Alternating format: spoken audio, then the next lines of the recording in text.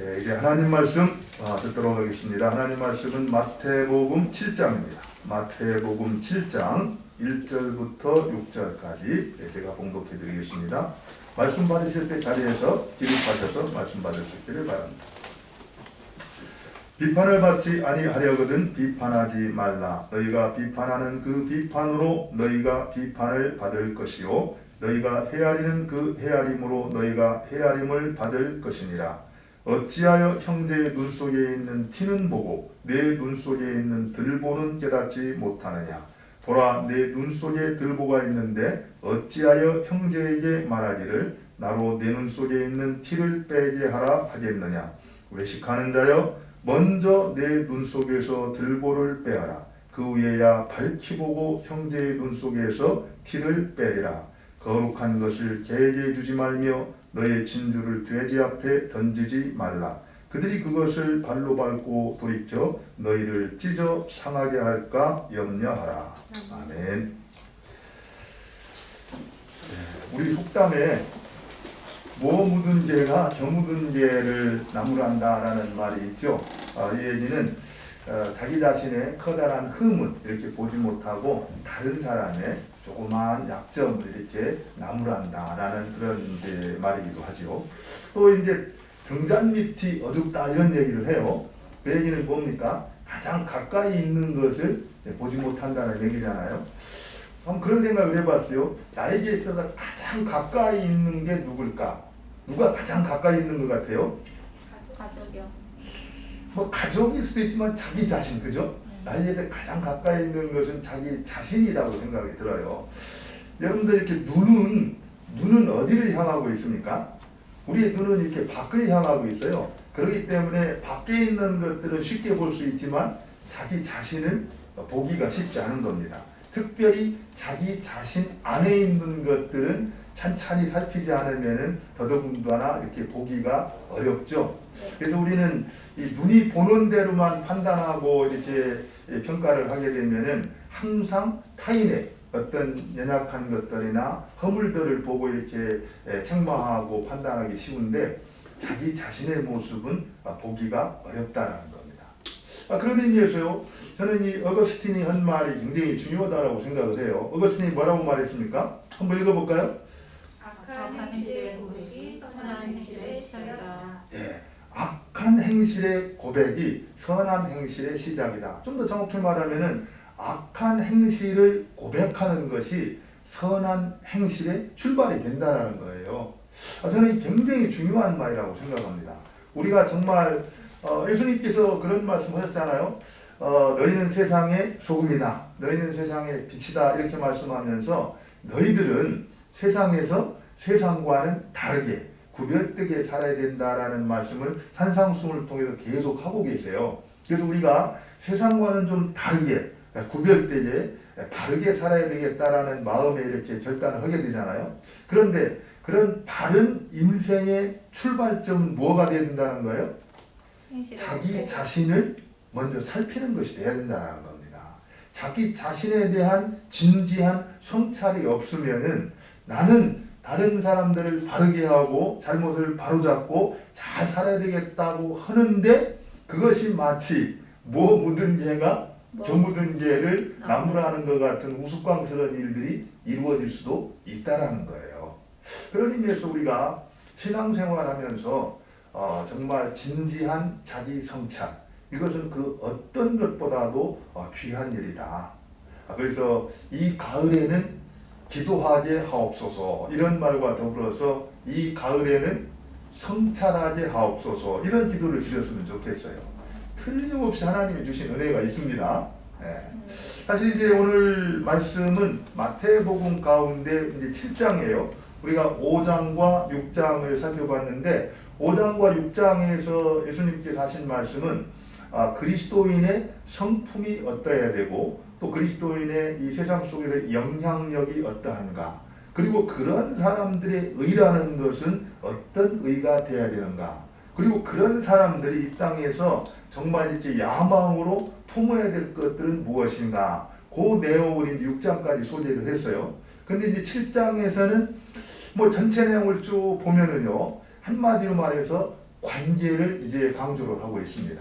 이 땅 위에서 우리가 바른 관계 속에 거하기 위해서 특별히 이 교회 안에 있는 형제들과의 관계에 있어서 우리가 바른 관계 속에 자라기 위해서 우리가 마음에 새겨야 될 것이 무엇인가 이것을 가르쳐 주거든요. 그 가운데 첫 번째 오늘 말씀은 이런 얘기예요. 교회 안에서 공동체 안에서 잘못된 일을 행하는 형제를 보았을 때 나는 그들에게 대해서 어떤 태도를 취해야 할 것인가 이런 내용이 이제 오늘의 말씀입니다. 여러분들 한번 잘 들어보세요. 교회 생활하다 보면은 성경에서 교회는 완전하지 않다라고 말하고 있습니다. 이 세상에 있는 교회는 어떻게 했다고 바울이 말한 대로 함께 지어져 가느니라. 이제 진행 중으로 말하고 있거든요. 여러분들 한번 보세요. 이렇게 건물 이렇게 이 건물도 처음에 이 펜스가 이렇게 쳐져 있을 때는 볼품이 안 났죠, 그죠? 근데 건물이 딱 깔끔하게 마무리됐을 때는 보기가 좋지만 진행 중일 때는 항상 어때요? 볼품이 안 나요. 뭔가 막 이렇게 지저분하고 또 뭔가 마음에 안 드는 게 많습니다. 우리 교회의 모습이 어떻다라는 거예요? 진행 중이라는 겁니다. 그렇기 때문에 우리가 눈으로 볼 때 어떤 형제, 어떤 자매의 모습이 어때요? 만족스럽지 못하고 조금 거슬리는 것들이 얼마든지 있을 수 있다는 거예요. 그런 가운데 있을 때 나는 그런 형제, 자매에 대해서 어떤 태도를 취하는 것이 바람직한가? 이것을 오늘 우리 주님께서는 가르쳐주고 있다는 겁니다. 오늘 이제 말씀을 한번 들어가서 보죠. 우리가 그런 일을 할 때 자기 성찰이 중요한데 자기 성찰이 없으면은 어떤 실수를 범하게 되는가? 1절과 2절을 한번 같이 보도록 하겠습니다. 우리 1절과 2절을 같이 볼까요? 같이 읽겠습니다. 시작. 비판하지 않으면 비판하지 말라. 너희가 비판하는 비판으로 너희가 비판을 받을 것이요 너희가 헤아리는 그 헤아림으로 너희가 헤아림을 받을 것입니다. 예, 여기 보면은 비판을 받지 않으려면 비판하지 말라 이렇게 말하거든요. 내가 비판하는 그 비판으로 네가 비판을 받을 것이고 내가 헤아리는 그 헤아림으로 네가 헤아림을 받을 것이다 이렇게 말을 하고 있어요. 사실 이 얘기 자체만은 우리가 이렇게 뭐 많이 들어온 얘기예요. 너희가 행한 대로 갚아주겠다. 사람이 무엇으로 심든지 심은 대로 거두리라. 그래서 인과 응보의 원리지 않습니까? 이거는 성경에서 이렇게 많이 가르쳐주고 있는데 예수님께서 그 귀중한 산상수훈에서 말씀하실 때 그것 뿐일까? 이유가 그것 뿐일까? 한번 우리가 생각할 수 있어요. 어쨌든 우리 주님께서는 함부로 비판하지 말라 이렇게 말씀을 하셨어요. 왜 우리가 함부로 비판하면 안 되는가? 이걸 한번 생각할 필요가 있습니다. 사실은요, 우리가 누군가를 이렇게 보고 판단을 하고 평가를 하는데 어느 누구도 그 사람이 처한 정황을 완벽하게 알고 있는 사람은 없다라는 거예요. 제가 이 얘기를 할 때 늘 마음속에 떠오르는 한 예가 있는데 저녁 늦게 한 가족이 이 전철을 타고 이렇게 지나가는 이제 상황이었어요. 중년 남자가 이제 이렇게 같이 전철을 탔는데 저녁 시간이고 피곤한 시간이잖아요. 근데 이제 엄마가 있고 아이들 3명이 있는데 막 아이들이 난리를 치는 겁니다. 이렇게 그 의자에 올라갔다 내려갔다 올라갔다 내려갔다. 근데 엄마는 옆에서 그냥 가만히 물끄러미 쳐다보고만 있는 거예요. 그러니까 이제 그 중년 신사가 있다가 아니 어떻게 사람이 저럴 수 있어? 그러면서 이제 참다 찾아가가지고 얘기를 한 겁니다. 아니 전철 아닙니까? 또 저녁에 피곤한 시간 아닙니까? 이런 공공장소에서 어떻게 아이들이 저렇게 그 마음대로 다니도록 내버려 둘 수가 있습니까? 그랬더니 그 엄마가 뭐라고 말을 하냐면 죄송합니다. 사실 저도 지금 뭐라고 아이들한테 말해야 될지 모르겠습니다. 방금 병원에서 제 아이의 아빠가 바로 세상을 떠났습니다. 그러니까 이제 그 이야기를 듣고 있던 중년 남자가 어떻게 했습니까? 아이고 죄송합니다. 그랬군요.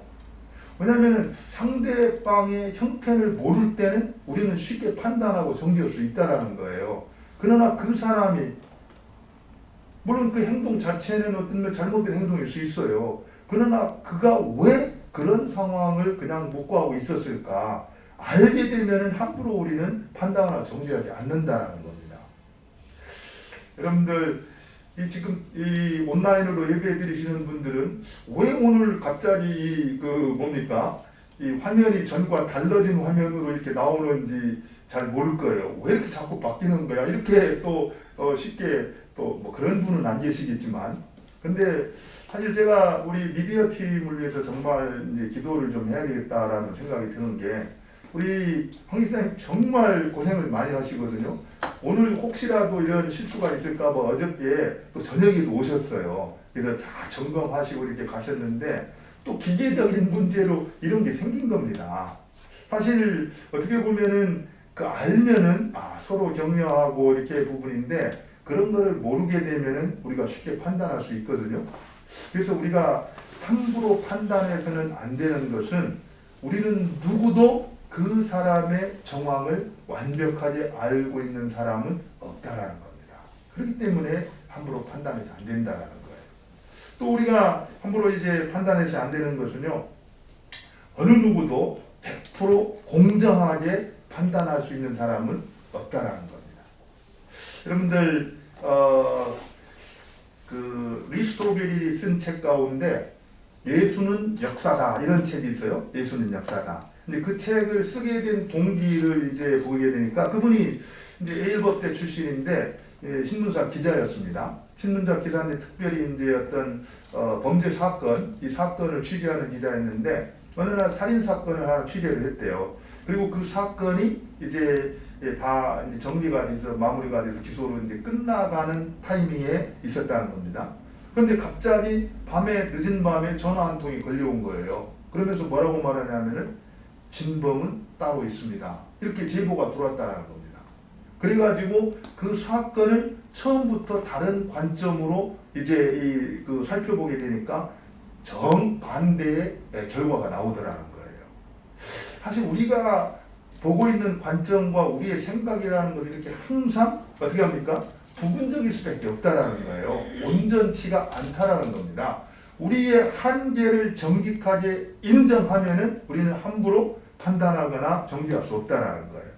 사실 제가 그래서 저희를 섬기면서 이렇게 보는 것은 신앙이 성숙할수록 함부로 판단하지 않습니다. 그런데 신앙이 성숙하지 않은 사람일수록 어떤 자기의에 빠져가지고 너무 쉽게 정죄하는 것들을 이제 보게 돼요. 물론 제가 이렇게 말하는 것도 뭔가 또 이렇게 문제가 있을 수 있어요. 그렇지만 적어도 우리가 다른 사람의 형편을 고려하고 또 나 자신의 어떤 한계를 정직하게 인정하는 사람들은 누구를 함부로 판단하지 않는다라는 겁니다. 사실 이 우리가 함부로 비판하지 말아야 될 것은요, 오늘 말씀을 누가 주신 겁니까?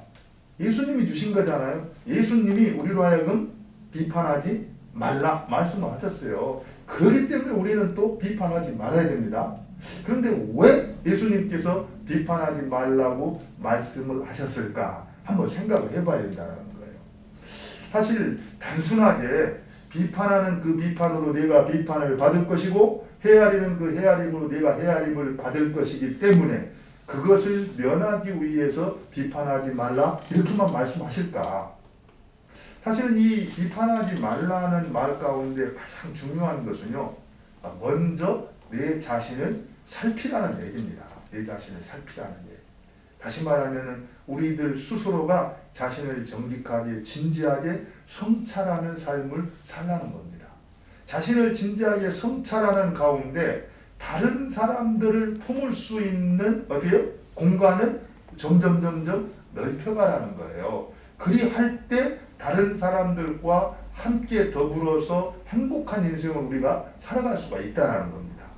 아무리 좋은 여건을 생각해도요, 내 마음이 다른 사람을 품을 수 있는 그런 공간이 준비되지 않으면은 다른 사람들과 동행한다는 것을 어렵다는 겁니다.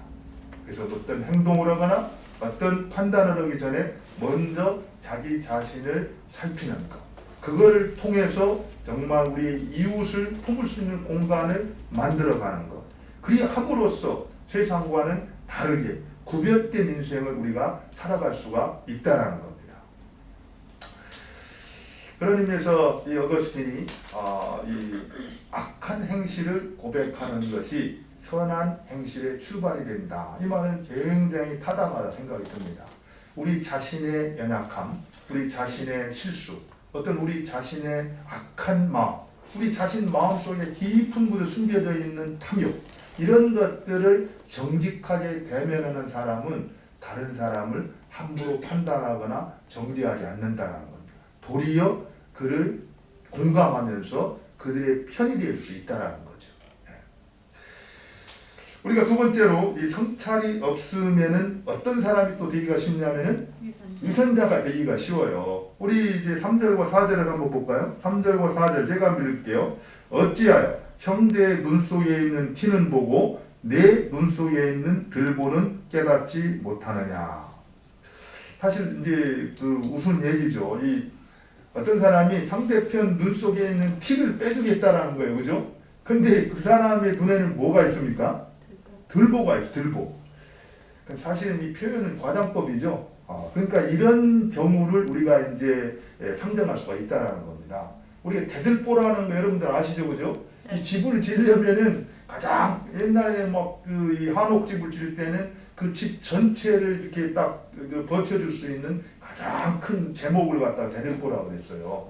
근데 자기 눈에 대들보가 가려져 있는데 어떻게 다른 사람 눈 속에 있는 조그마한 티를 뽑아낼 수 있냐는 겁니다. 이거는 모순이라는 거예요. 불가능하다는 겁니다. 다시 말해서 그것은 위선이다 이렇게 말하고 있는 거죠. 우리가 자기 자신을 성찰하지 않으면 이런 위선자가 되기가 쉽다 이렇게 말을 하고 있는 겁니다. 여러분들 이 얘기는요 말도 안 되는 얘기다 이렇게 생각을 하지만 실제로 성찰이 없는 삶을 살아갈 때 우리가 흔히 범하기 쉬운 그런 잘못들이에요. 특별히 우리 교회가 성경 말씀을 매일 듣고 또 하나님의 가르침을 들으면서 배워요. 그래가지고 무엇이 옳고 그르다는 걸 정확히 압니다. 근데 그렇게 살지를 않아요. 그러면서 내가 배우고 안 것이 내가 사는 것처럼 착각을 하고 다른 사람들한테 그런 것을 주장할 때가 있거든요. 그 모습이 바로 이 모습과 똑같다라는 겁니다. 그런 의미에서요. 내가 그 말씀 앞에 정직하게 대면해서 내 삶이 어떤가, 내가 어떻게 살고 있는가를 성찰을 한 사람들은 함부로 다른 사람을 가르치거나 함부로 다른 사람을 비난하고 정죄하지 않는다라는 거예요. 왜 그렇습니까? 그런 사람은 위선자입니다. 여러분들 바리새인들과 서기관들이 예수님에게 책망을 받는 이유가 그런 이유예요. 자기들은 마음으로 지키지 않으면서 자기들도 지키지 못하는 것을 사람들에게 지키라고 가르쳐주고 지키지 않았을 때 그것을 정죄했기 때문에 예수님이 그것을 계속해서 책망을 하고 있는 겁니다. 우리가 자기 성찰이 없을 때 이처럼 위선자가 될 수 있다는 것.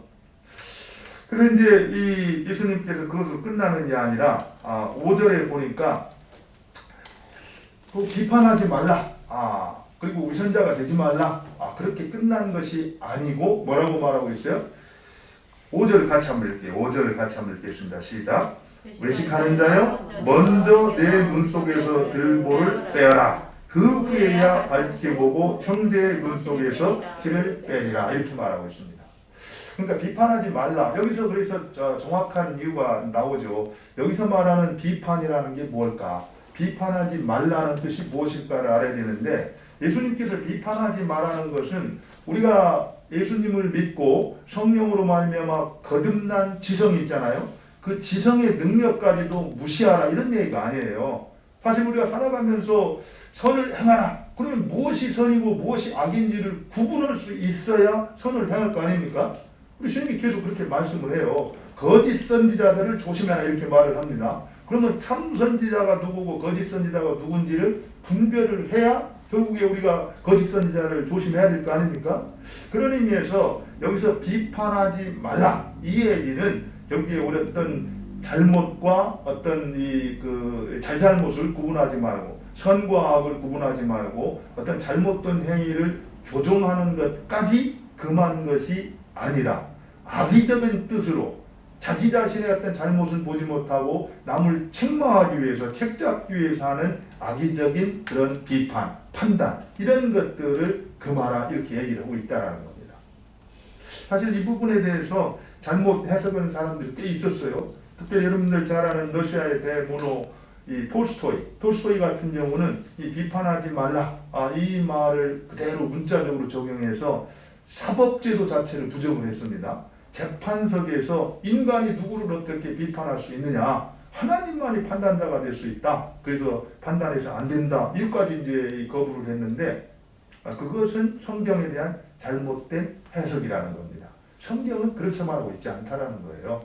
오늘 이제 이 말씀을 통해서 우리가 알아야 될 것은 비판자가 되거나 또는 위선자가 되지는 않지만 우리가 바르게 분별하고 정말 우리가 그들에게 친구가 되어주는 그 자리까지 나가야 된다. 이렇게 말씀하고 있다는 겁니다. 그러기 위해서 5절에 뭐라고 말했습니까? 외식하는 자여 먼저 뭐라고 했어요? 내 눈 속에서 들보를 빼라 이렇게 말합니다. 내 눈 속에 있는 문제 그거 먼저 해결하라는 거예요. 그래야 밝은 눈으로 형제 눈 속에 있는 작은 티를 뽑아줄 수 있다는 겁니다. 그리고 알아야 될 것은요, 형제 눈 속에 있는 티는 어떤 겁니까? 그건 거기 있으면 안 되는 겁니다. 그게 있으면 괴로운 거예요. 그게 있으면 아픈 겁니다. 여러분들 눈 속에 티가 들어간 걸 경험한 적 있어요? 저는 시골에서 농사를 지어봐서 하는데 농사를 짓다 보리 농사 막 이렇게 타작을 할 때 있잖아요. 막 티가 이렇게 좀 들어갈 때가 있어요. 엄청 따갑습니다. 그래가지고 이제 어른들이 어떻게 합니까? 그렇게 드리면 눈물이 틀리지만 눈을 이렇게 벌리고 나서 어떻게 해요? 확 불잖아요. 그죠? 그게 무슨 효과가 있는지는 모르지만 어쨌든 뭐 확 몇 번 불고 나면 또 좋아진 것 같아요. 그죠? 왜 그러냐면은 티가 우리 눈 속에 있는 것은 어울리는 일이 아니라는 겁니다. 그게 있으면 우리가 괴로운 거예요. 그렇기 때문에 그것을 빼주는 것이 마땅한 거라는 겁니다. 그런데 그것을 빼기 위해서 먼저 해야 될 것이 뭐라는 거예요? 내 눈 속에 있는 들보를 제하는 거라는 겁니다.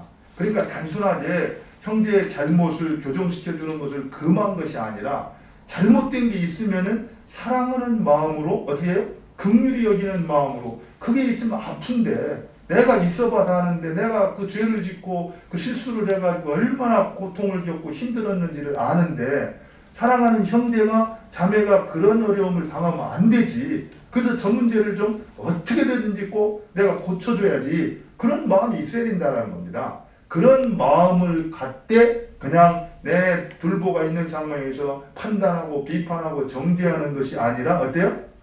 먼저 자기 눈 속에 있는 들보를 빼내고 정말 사랑의 마음으로. 그래서 그 부분에 대해서 이 크리스토움이 한 말이 저는 좀 마음에 와닿았어요. 이 교부 크리스토움이 뭐라고 말했냐면 이렇게 말을 했습니다. 나로 내 눈 속에 있는 그게 아니고요. 여기 있습니다.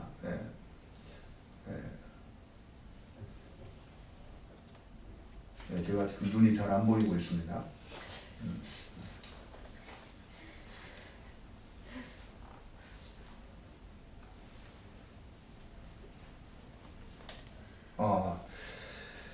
죄송합니다. 여기 나왔습니다. 크리스토미 교부가 얘기한 건데 그를 바로잡으라. 하지만 원수로서 혹은 벌을 강요하는 적으로서가 아니라 의수를 제공하는 의사로서 그렇게 하라. 그러니까 재판관, 판사가 되어서 정죄하는 자세로 오지 말고 의사가 되어서 그 아픈 곳을 치료해주는 자의 그런 입장에서 그렇게 하라는 거예요. 그러니까 저거를 계속 있으면 너무 고통스럽고 너무 힘든데 그래서 저거를 어떻게든지 빼주고 고쳐줘야 되는데 이런 안타까운 마음, 긍휼히 여기는 마음을 가지고 접근해서 그것을 해결하도록 하라는 겁니다. 그게 바로 친구라는 거예요. 그러니까 우리 예수님께서는 어떤 잘못을 봤을 때 그냥 판단하지 말라고 했으니까 지나치고 무시하고 지나가라고도 말하지 않았다는 거예요. 그랬다고 해서 자기 눈에는 들보가 있는데 그 연약한 걸 갖다가 함부로 정죄해서 우선자가 돼서도 위선자가 돼서도 안 된다라고 말했습니다. 비판자가 돼서도 안 되고 위선자가 돼서도 안 되지만 뭐가 되라고 말하고 있어요? 친구가 돼야 된다는 겁니다. 그러기 위해서는 우리가 재판관의 입장에 서지 말고 마치 의사와 같이 정말 그 상태를 가지고 있을 때 얼마나 아플까 괴로울까 안타깝게 생각하면서 내가 할 수 있는 방법을 동원해서 그 문제를 해결해 주고서 친구가 돼야 된다 이렇게 말씀하고 있다는 거예요. 그런 자세로 우리 주위에 있는 연약한 자들의 허물을 이렇게 바라볼 때 우리가 그것을 대하는 방식이 달라진다는 거죠. 그런 방식으로 우리는 친구가 되어주고 그들에게 형제와 자매로 살아갈 것을 우리 주님께서 말씀하고 있다는 겁니다. 그러면서 이제 마지막으로 그런 어떤 비판자가 되지도 않고 위선자가 되지도 않고 친구가 되어지기 위해서 우리에게 꼭 있어야 되는 게 한 가지가 있는데 그게 뭐라는 거예요? 분별력이 있어야 된다는 거예요. 분별의 지혜가 있어야 된다. 주님 이렇게 말씀하고 있어요. 그러면서 마지막 6절에 우리 같이 한번 읽어볼까요? 같이 읽겠습니다. 시작. 거룩한 것을 계획에 두지 말며 너의 진주를 돼지 앞에 던지지 말라. 그들이 그것을 발로 밟고 돌이켜 너희를 찢어 상하게 할까 염려하라. 여기 보면은 거룩한 것을 계획에 두지 말며 너희 진주를 돼지 앞에 던지지 말라 그랬거든요. 그럼 도대체 여기서 거룩한 것은 뭐고 진주는 뭘까? 또 여기서 개는 누구고 돼지는 누굴까? 우리가 한번 이렇게 좀 그 분별을 할 필요가 있죠. 사실 이 개돼지는 그 이제 당시 유대인들이 가장 혐오했던 부정한 동물 중에 하나였습니다. 그리고요 그런 부정한 동물 돼지한테 이렇게 접촉한 사람은 자기가 어떻게 된다는 거예요? 부정하게 되어서 의식적으로 부정하게 되어서 그런 사람은 성전에 가서 제사를 드릴 수 있는 자격이 제한되어 있었어요. 그래서 그 부정이 제거될 때까지 하나님 앞에 나가서 제사를 드릴 수가 없었습니다. 근데 이 사실을 염두에 두고 이제 예수님께서 이 비유의 말씀을 하고 있는 거거든요. 그럼 여기서 말하는 이 개와 돼지와 같은 그런 부정한 사람들은 누구를 말하는가? 우리는 어떻게 그런 사람들을 분별해낼 수가 있는가? 이런 질문을 한번 할 필요가 있고요. 또 한 가지는 그들에게 뭘 던지지 말라고 했습니까? 진주. 네, 거룩한 것과 진주를 던지지 말라 그랬잖아요. 그래서 이제 이 부분을 초대 교회에서는 성찬이라는 걸로 설명하는 분들이 있었어요. 그래서 아무한테나 성찬을 허락해서는 안 된다. 뭐 이런 얘기들이 있었는데 그것보다 우리가 이제 진주를 생각할 때 떠오르는 게 있죠, 그죠? 극히 값진 진주, 그죠?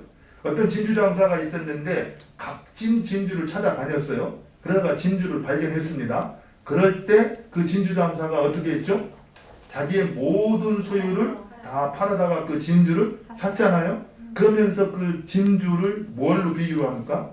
천국으로 우리 비유를 해요. 하나님 나라는 이와 같으니 이러면서. 그래서 지금 여기서 말하는 어떤 거룩한 것과 진주를 우리가 보통 이제 성경 전체 맥락에서 본다면은 하나님의 나라다. 다시 말하면 구원이다. 좀 더 확장해서 말하면은 복음이다. 이렇게 얘기를 하고 있습니다. 그러니까 이렇게 귀하고 값진 복음을 아무에게나 주지 말아야 된다. 이렇게 말하고 있어요. 그리고 우리가 한 가지 이제 또 질문이 드는 게 그러면 복음을 전하는데도 사람을 대상을 차별해야 되나? 뭐 이런 질문이 나오잖아요. 어떻습니까, 여러분들? 복음을 전하는 일에 차별이 있어야 될까요? 아니에요? 그러면 예수님은 지금 뭐 잘못 말씀하고 있는 겁니까? 사실 알아야 되는 게요. 사실 우리는 복음을 전하는데 대상을 차별해서는 안 됩니다. 누구에든지 간에 정말 듣지 못한 자들에게 우리는 찾아가서 복음을 전하는 것이 땅끝까지 이르러 내 증인이 되라는 대사명, 주님의 명령이거든요. 그러니까 그렇게 해야 돼요. 근데 본문에서 말하는 개, 돼지로 취급되는 대상이 누구인가를 알아야 된다는 거예요. 이 개, 돼지의 특징이 뭡니까? 여기 나오는 대로 그것을 밟고 돌이켜 너희를 찢어 성하게 할까 염려하라고 했거든요. 그러니까 기본적으로 그게 귀하다라는 것을 개, 돼지는 알고 있습니까? 모르고 있습니까? 전혀 몰라요. 모를 뿐만 아니라 그 의도와는 정반대 방향으로 밟고 찢어가지고 아주 모욕하는 그런 이제 이 형태로 이제 산다는 거죠. 그런 걸 보면은 단순하게 여기서 말하고 있는 개돼지가 불신자를 말하는 것은 아니다라는 걸 알 수가 있습니다. 그러면은 예수님께서 지금 누구를 대상으로 이 말씀을 하실까? 지금은 뻔합니다. 바리새인들을 염두에 두고 이렇게 하시는 거예요. 사실은 아무리 복음과 진리가 선포되어져도 그 복음과 진리를 거절할 뿐만 아니라 도리어 그 복음과 진리를 받아들이는 사람이 그 복음과 진리를 받아들이지 못하도록 거짓으로 왜곡하고 정죄함으로 말미암아 자기들도 천국에 가지 못하고 다른 사람들이 천국 가는 길까지를 막아버리는 악의적인 행동을 하고 있는, 그리고 하나님 나라의 거침돌이 될 뿐만 아니라 하나님의 복음을 완전히 무시하고 악의적으로 모욕하고 있는 그들에 대해서 예수님이 이 말씀을 하고 있다는 겁니다. 사실 이 부분은 굉장히 조심스러운 부분입니다. 예수님께서 이 말씀하실 때는 굉장히 제한적으로 말씀하고 있다는 걸 볼 수 있어요. 우리가 누구에게인가 복음을 전하고 하나님의 말씀을 나눌 때 정말 조심해서 분별력 있게 제한해야 될 대상을 우리로 하여금 분별하라, 이렇게 말씀하고 있다는 거예요. 근데요, 제가 지금까지 살아오면서 이런 대상은 거의 어때요? 거의 만나보지 못했던 것 같아요. 그렇기 때문에 우리가 이런 부분을 함부로 누구한테 저 사람은 안 돼, 저 사람은 이렇게 해서는 안 된다라는 겁니다. 근데 제가 한번 딱 만난 적이 있어요. 거의 만나보지는 못했지만 만난 적이 있었는데 여호와의 증인이었습니다. 여호와의 증인이 저희 집을 찾아왔어요. 저희 집을 찾아와가지고 제가 딱 보니까 여호와의 증인이에요. 그래서 이분들을 만날까 말까 얘기하다가 어쨌든 예의를 지켜서 제가 만났어요. 그러고 나와가지고 이제 자리에 들어오시라고 제가 앉았습니다. 그리고 앉아가지고 제가 얘기를 했어요. 제가 알고 있습니다. 그리고 저는 여기 화평교회 전도사입니다. 그런데 무슨 뜻으로 오신 줄을 아는데 제가 듣겠습니다. 그러나 그러면은 우리 오신 분들도 30분을 들을 테니까 제 얘기도 30분을 들어준다라고 약속을 하면은 제가 대화를 하겠습니다. 이렇게 얘기를 했더니 그렇게 하겠다는 거예요. 그래가지고 저는 이제 들었어요. 근데 이제 이미 알고 있으니까 그들이 이제 뭐가 잘못된 거 이런 거 알잖아요. 그래서 그 부분을 조목조목 설명을 하고 참된 복음이 이제 어떤 것인가를 소개를 한 겁니다. 그랬더니 이분이 이제 다 듣고 나서 나중에 뭐라고 하냐면은 이제 할 얘기가 없으니까 이제 인정하기는 쉽지 않고 그러니까 그러면 다음에 다른 분하고 한번 다시 같이 한번 오겠습니다. 이렇게 얘기를 하는 거예요. 그래서 그때 제가 뭐라고 말했냐면은 뭐라고 말했겠습니까? 오세요 이렇게 한 게 아니라 그분들은 의도가 분명한 거예요. 진리를 알고자 퍼서 오는 게 아니라 자기들의 잘못된 진리를 나한테 강요하고 설득하기 위해서 오는 거죠. 그죠? 그런 악의적인 목적을 가지고 진리를 왜곡하고 하는 그런 사람들에 대해서 순진하게 계속해서 같이 이렇게 할 필요는 없다라는 겁니다. 그런 귀한 시간을 더 복음이 필요한 대상을 찾아가서 그들에게 전하는 일이 우리한테는 필요하다라는 거죠. 그런 의미에서 사실은 굉장히 참 조심스럽기는 하지만 우리가 이렇게 살아가면서 사실 여러분들 지나다 보면은 그런 케이스 있거든요. 우리가 이게 저는 이 부분을 얘기할 때마다 조심스러워요. 막 지금도 전철 안에서 불신지옥 뭐 예수창당 이러는 사람들 있잖아요. 그죠? 고민이 됩니다. 그리고 또 이렇게 이 도로 주변에 나가서 복음을 전할 때도 마찬가지예요. 저도 사실 여기 교회를 개척하면서 여기 경의선 숲길을 따라서 나가서 이제 외국인들한테도 만나고 복음을 전한 적이 있어요. 근데 이단들이 수두룩합니다. 그리고 나가서 복음을 전하다 보면은요 너무너무 귀찮아요. 그리고 너무너무 이렇게 하는 부분에 대해서 그러면은 때를 얻든지 못 얻든지 복음을 전파하라. 그렇게 했으니까 그들에게더라도 어떻게든지 막 옷구덩이를 잡더라도 앉혀놓고선 해야 되는가. 왜냐면 들을 마음이 없는 겁니다. 그리고 무시를 하고 있는 거예요. 근데 그런 상황에서 우리가 어떻게 하는 것이 지혜로운가. 그런 대상에게는 복음을 전하지 말라는 게 아니라 그런 대상에게 맞는 방식으로 그들이 귀를 기울이고 들을 수 있는 방식으로 우리가 복음 전하는 방법을 찾아야 된다는 겁니다. 그냥 단순히 복음을 전해야 되니까 하라고 했으니까 이런 식을 가지고 한다는 것은 오히려 오늘 여기 나와 있는 것처럼 개나 돼지에게 진주를 던지지 말라고 한 그 말씀이 적용돼야 될 수도 있다는 거예요.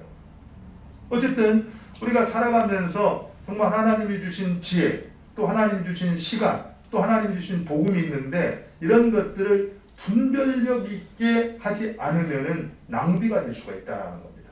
그래서 우리의 가장 귀한 것, 그리고 그 귀한 시간을 지혜롭게 사용하기 위해서는 분별의 지혜가 필요하다, 이렇게 말씀을 하는 거죠. 제가 끝으로 한 가지만 좀 이렇게 나누고 여러분들에게 좀 그 말씀을 맺으려고 그래요. 여러분들 비판하지 말라, 이렇게 그 얘기를 하면서 마지막으로 우리 주님께서는 분별의 지혜가 있어야 된다, 이렇게 말씀하잖아요. 저는 요즘만큼 이게 필요한 때도 없었다 생각이 들어요. 요즘 시대만큼 분별의 지혜가 필요한 때도 없었다, 이런 생각을 합니다. 여러분들 요즘 이제 프랑스에서 이제 어떤 일이 있었습니까? 이제 교사가 이제 참수를 당한 그런 사건들이 있었잖아요. 또 그것 때문에 이제 아랍권, 이슬람권에서는 어떻게 합니까? 이제 성전을 선포하면서 무차별로 이제 어떤 테러가 행해지고 있잖아요. 근데 그들이 얘기하고 있는 게 뭡니까? 명분은 분명해요. 바로 알라를 위해서. 근데 거룩한 전쟁, 성전이라는 취지에서 그런 일들을 행하고 있는 겁니다. 사실 우리 사회를 보면은요, 정말 거룩한 이름으로, 정말 굉장히 선한 이름으로 행해지고 있는 많은 악들이 있다라는 거예요. 그런 것을 우리가 제대로 분별하지 못하면은 우리는 오늘 성경에서 말하고 있는 대로 예수님이 기뻐하는 대로 세상과 구별된 삶을 살아내기가 어렵다라는 겁니다. 기독교는 안 그런가요? 여러분들 지금 우리 사회에서 이루어지고 있는 그런 일들을 자세히 살펴보십시오. 제가 여기서 여러분들께 좀 나누고 싶은 게 그겁니다. 우리가 분별력 있는 인생을 살면은요, 세상을 제대로 알아야 되는 겁니다. 그냥 나는 성경만 보고 살아, 나는 세상은 보지 않아, 그래서 성경 말씀대로 살아, 그게 맞는 얘기 같지만 맞는 얘기가 아니라는 거예요.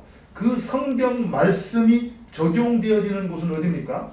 세상이에요, 세상. 그렇기 때문에 그 컨텍스트라고 볼 수 있는, 상황이라고 볼 수 있는 그 세상 읽기를 정확하게 해내지 않으면은 성경 말씀이 제대로 적용될 수가 없다라는 겁니다. 그러면 여러분들이 성경도 열심히 보고, 또 뉴스도 좀 이렇게 좀 제대로 보고, 또 세상에 대해서 관심도 갖고, 그러는 가운데 세상 읽기를 정확하게 해낼 수 있는 능력을 키워갈 수 있기를 바랍니다. 너무 몰라요. 너무 모르기 때문에 그냥 가짜뉴스 하나에 펑펑 넘어가면서, 그리고 문구 하나 때문에 그저 예수라는 이름으로 그냥 그쪽에 이렇게 몰입하는 그런 경우들을 보는데, 오늘 성경이 그렇게 말하고 있잖아요. 너희 보물을, 그 진주를 어떻게 합니까? 개나 돼지에게 던지지 말라고 했어요. 우리에게 정말 세상과 구별된 그리스도인다운 삶을 살기 위해서는 뭐가 필요하다는 거예요? 분별의 지혜가 필요하다는 겁니다. 그런 분별의 지혜를 갖기 위해서 첫 번째로 우리가 해야 될 것이 있다면 나 자신을 먼저 정직하게 성찰하는 일부터 시작을 해야 된다는 거예요. 그러면서 세상을 바로 읽어낼 수 있어야 되고, 그러는 가운데 하나님께로부터 온 말씀을 바르게 적용해서 세상에 있지만 세상에 속하지 않은 자로 세상과 구별된 삶으로 하나님을 존귀케 하는 그런 인생을 살아낼 수가 있다는 겁니다. 그와 같은 은혜가 우리 모두에 있기를 바랍니다. 우리 같이 한번 기도하겠습니다.